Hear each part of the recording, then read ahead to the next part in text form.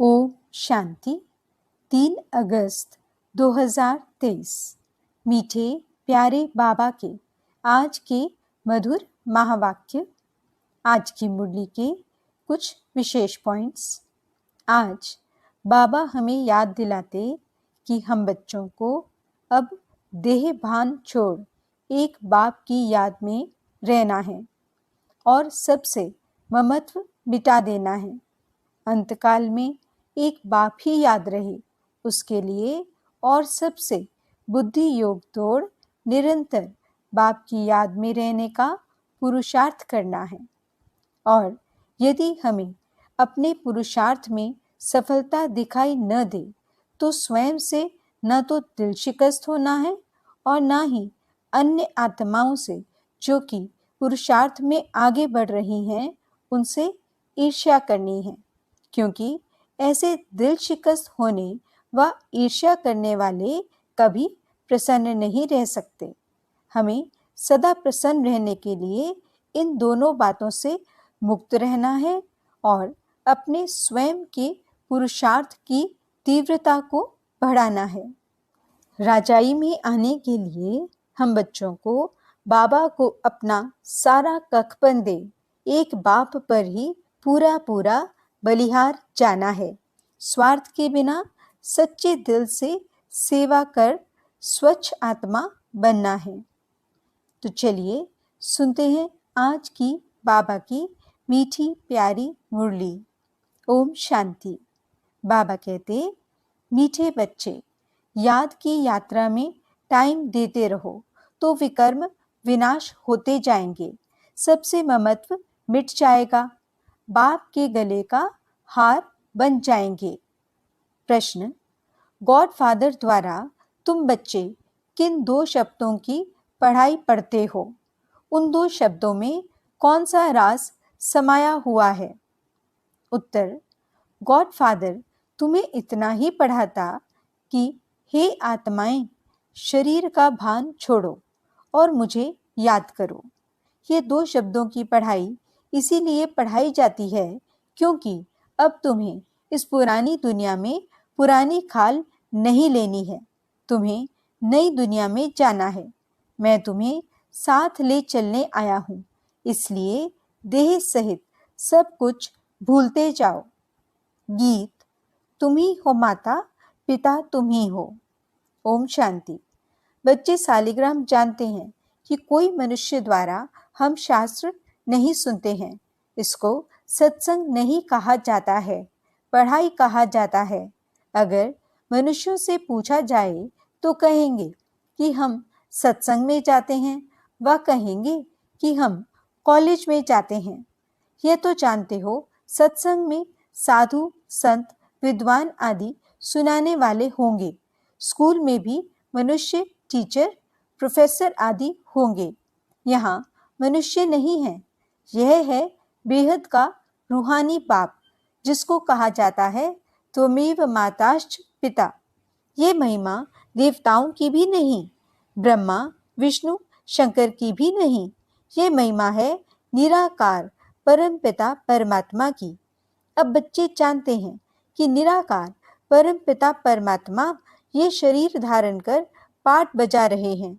सिवाय इस निराकार परम पिता परमात्मा के कोई भी ब्रह्मा कुमार कुमारियों को पढ़ा नहीं सकते। ब्रह्मा को भी ज्ञान सागर नहीं कहेंगे, इसको प्रजापिता कहेंगे। ज्ञान सागर एक ही निराकार परम पिता परमात्मा को कहा जाता है। वही पतितों को पावन बनाने वाला है, क्योंकि ज्ञान सागर से ही सद्गति होती है। यह है नई बात। गीता में श्री कृष्ण का नाम डालने से खंडन कर दिया है। अब मनुष्यों को कैसे पता पड़े कि नॉलेजफुल परम पिता परमात्मा आकर नॉलेज देते हैं? ये मनुष्य भूल जाते हैं। ऐसे नहीं कि शास्त्र आदि द्वापर के आदि में ही बनते हैं, नहीं।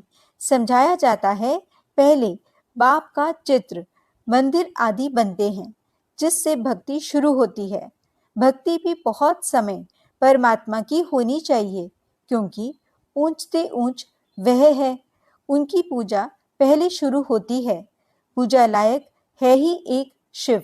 ऐसे नहीं कि ब्रह्मा, विष्णु, शंकर व जगत अम्बा, जगत पिता पूजा के लिए लायक हैं।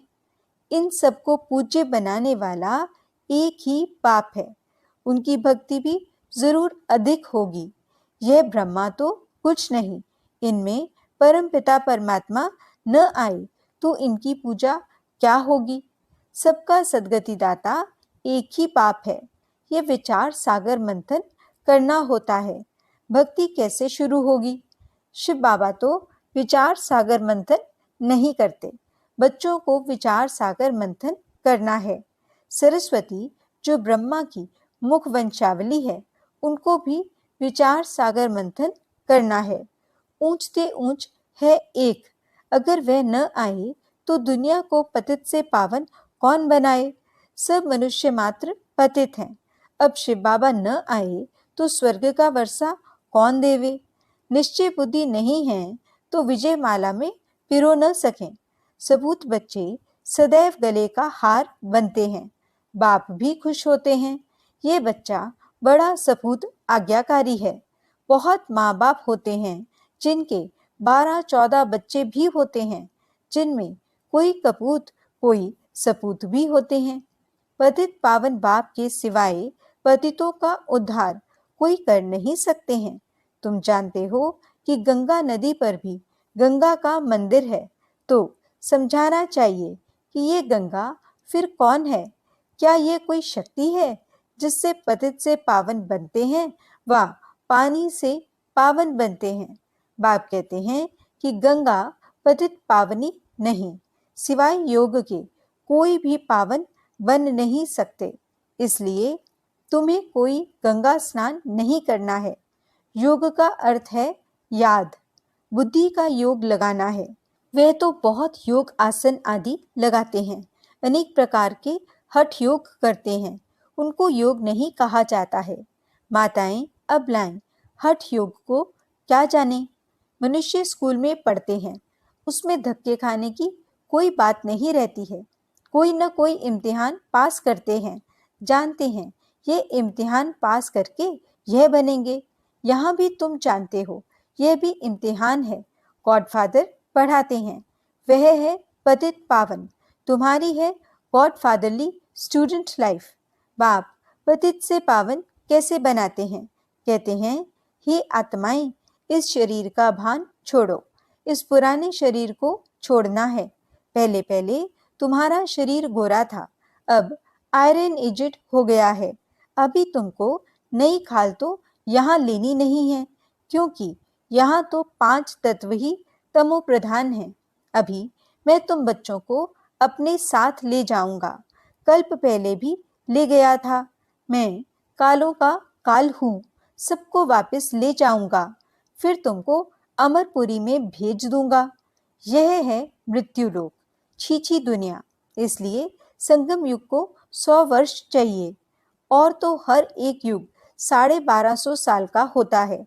इस पिछाड़ी के संगम युग की आयु बहुत छोटी है। जैसे ब्राह्मणों की चोटी छोटी होती है, वैसे संगम युग की आयु भी छोटी है। फिर ये दुनिया खत्म हो जाएगी तो नए मकान आदि बनाने शुरू करेंगे। उसमें पहले श्री कृष्ण आता है। वह शौकीन है महल आदि बनवाने का। कोई तो बहुत शौकीन था ना, जिसने सोमनाथ का मंदिर बनवाया। बिरला भी शौकीन है, कैसा अच्छा मंदिर बनाया है। नंबर 1 में पूज्य है शिव बाबा। फिर भक्ति मार्ग में भी पहले सोमनाथ का मंदिर बनता है, सो भी कुछ समय बाद में बनता होगा। फिर पूजा शुरू होगी। अभी तो है घोर अंधियारा, रात पूरी हो फिर दिन आता है। बाप कहते हैं, मैं रात और दिन के बीच में आता हूँ। महाभारी लड़ाई भी है। लिखा हुआ है कि यादवों के पेट से वह चीजें निकली जिससे सारे कुल का विनाश हुआ। तुम देख रहे हो, बरोबर विनाश के लिए तैयारी कर रहे हैं। समझते हैं कोई प्रेरक है। दोनों ने विनाश के लिए बॉम्ब्स बनाकर रखे हैं। आफतें भी आनी हैं। तुम तो प्रैक्टिकल में देख रहे हो, स्थापना भी हो रही है, विनाश भी सामने खड़ा है। समझो कोई ने विनाश नहीं देखा है। अच्छा, वैकुंठ तो देखते हैं ना। अच्छी तरह पढ़कर बाप से पूरा बेहद का वर्षा लेना है। तुमको साकार नहीं पढ़ाते हैं, शास्त्रों आदि की बात नहीं है। ये तो ज्ञान सागर स्वयं पढ़ाते हैं। तुम अपने को देही समझ बाप को याद करते हो। भगवानुवाच, अपने बच्चों प्रति कहते हैं, मैं तुम बच्चों के सम्मुख होता हूँ। जो मेरे बच्चे बनते हैं उनमें से कोई सौतेले हैं, कोई मातेले हैं। मातेले बच्चों को ही वर्षे का हक है। संचय बुद्धि को सौतेला कहा जाता है। उनको वर्षा नहीं मिल सकता। वह फिर पुरुषार्थ अनुसार प्रजा में चले जाते हैं। मातेले राजाई में आ जाते हैं। वे बाप को प्यार करते हैं, बाप उनको प्यार करते हैं। गाते भी है ना, तुम पर बलिहार जाऊंगा, वारी जाऊंगा। बाप कहते हैं, मुझे याद करेंगे तो मैं तुमको मदद दूंगा। हिम्मते मर्दा मददे खुदा। और सबसे बुद्धि योग तोड़ एक से जोड़ना है। तुम कहते हो हम बाबा के हैं, ये सब कुछ बाबा का है। बाबा को हम कखपन देते हैं और बदले में स्वर्ग के बेहद की बादशाही का वर्षा लेते हैं। इस पुरानी देह से हमारा ममत्व नहीं है। ये तो तमो प्रधान रोगी शरीर है।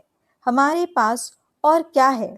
मनुष्य मरते हैं, सब कुछ छूट जाता है, फिर उनका सब कुछ करनी घोर को दिया जाता है। हम सब कुछ आपको देते हैं। ममत्व मिटाने के लिए हम निरंतर बाबा को याद करने का पुरुषार्थ करते हैं। माया फिर विघ्न डालती है। इसलिए धीरे धीरे जितना मेरी याद में टाइम देते रहेंगे तो विकर्म विनाश होंगे, वही मेरे गले का हार बनेंगे। कितना सहज समझाते हैं। बाप समझाते हैं, ये रथ भी ड्रामा अनुसार मेरा मुकर्रर किया हुआ है और किसी में मैं आ भी नहीं सकता हूँ। तुम भी कहते हो, बाबा कल्प पहले भी हम आपसे इस ही मकान में इसी ड्रेस में मिले थे और आपसे वर्षा लिया था, तो कितना सहज है। बाप कहते हैं कि सिर्फ मुझे याद करो और कोई भी तरफ बुद्धि न जाए। याद रखना, अंतकाल जो पुत्र सिमरे, अगर किसी को भी याद किया तो फिर वहां जन्म लेना पड़ेगा। कहाँ भी ममत्व नहीं रहना चाहिए। अंतकाल जो स्त्री सिमरे, बाप आते हैं पतितों को पावन बनाने, उनकी कितनी महिमा करते हैं। एक ओमकार, उनका एक ही नाम है। उनको दूसरा शरीर मिलता ही नहीं है जो नाम बदली हो। तुम तो 84 जन्म लेते हो तो नाम भी 84 पढ़ते हैं। बाप की महिमा में गाते हैं, निर्भय निर्वैर अकाल मूर्त। वही कालों का काल है, उन्हें काल खा नहीं सकता। मैं सभी को मुक्तिधाम में ले जाऊंगा। निर्वैर, मेरा कोई से वैर नहीं है। अकाल मूर्त अजोनी, मैं जन्म मरण में नहीं आता हूँ। उनकी कितनी महिमा गाते हैं। गाया भी जाता है, दुख हरता सुख करता। कलयुग के दुख हरते हैं, सतयुग के सुख देते हैं। बच्चे जानते हैं, भारत में सतयुग में जीवन मुक्ति थी, बाकी सभी आत्माएं शांति धाम में थीं। याद पड़ता है ना? तो जरूर बाप जब संगम पर आए तब सभी को शांति धाम ले जाए और तुमको फिर सुख धाम भेज दे। कितनी सहज बात है। परंतु माया ऐसी है जो यहाँ से बाहर गया तो भूल जाएंगे। जैसे गर्भ जेल में धर्मराज के द्वारा तुमको सजा दिलाता हूँ, त्राही त्राही करते हो कि हम माफी मांगते हैं, फिर ऐसे पाप नहीं करेंगे। बाहर निकलने से फिर भी पाप करने लग पड़ते हैं। यह है ही माया का राज्य। सतयुग त्रेता में माया होती नहीं, वहां तो सुख ही सुख रहता है। अभी तुम पढ़ रहे हो, इसमें घर बार छोड़ने की बात नहीं। बाप कहते हैं, देह सहित सब कुछ भूल जाओ। तुम्हारा ये बेहद का सन्यास है। उन सन्यासियों का है हद का सन्यास। जंगल में जाकर फिर लौट आते हैं शहर में।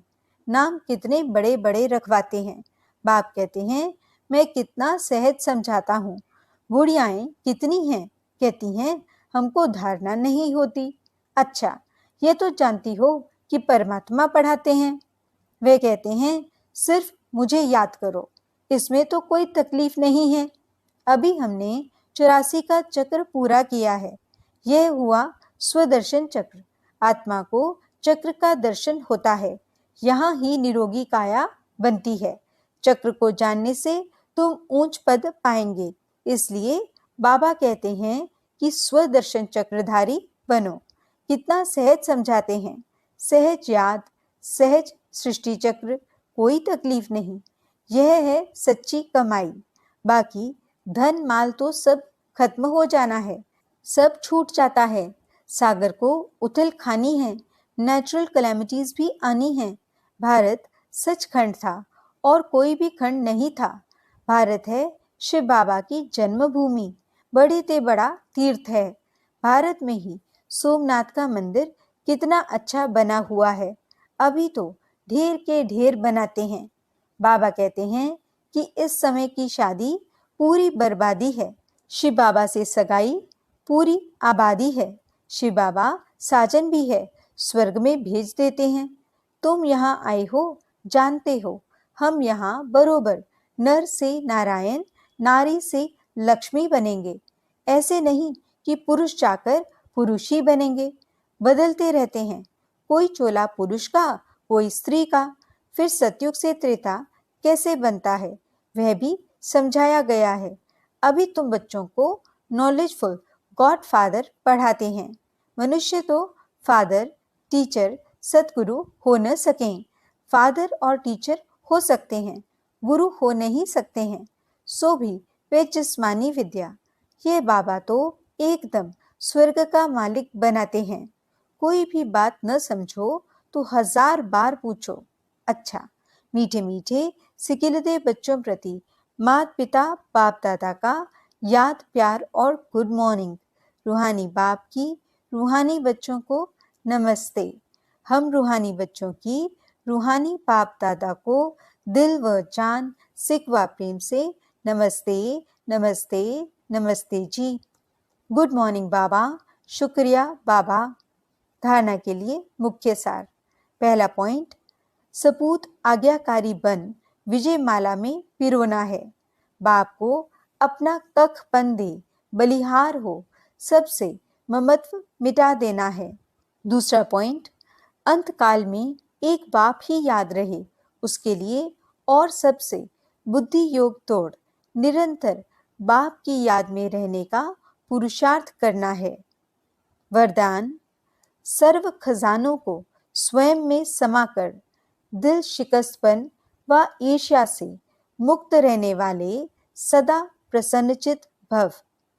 बाप दादा ने सभी बच्चों को समान रूप से सब खजाने दिए हैं, लेकिन कोई उन प्राप्तियों को स्वयं में समा नहीं सकते। वह समय पर कार्य में लगाना नहीं आता तो सफलता दिखाई नहीं देती। फिर स्वयं से दिल शिकस्त हो जाते हैं, सोचते हैं शायद मेरा भाग्य ही ऐसा है। उन्हें फिर दूसरों की विशेषता व भाग्य को देख ईर्ष्या उत्पन्न होती है। ऐसे दिल शिकस्त होने व ईर्ष्या करने वाले कभी प्रसन्न नहीं रह सकते। सदा प्रसन्न रहना है तो इन दोनों बातों से मुक्त रहो। स्लोगन, स्वार्थ के बिना सच्चे दिल से सेवा करने वाले ही स्वच्छ आत्मा हैं। अच्छा, ओम शांति।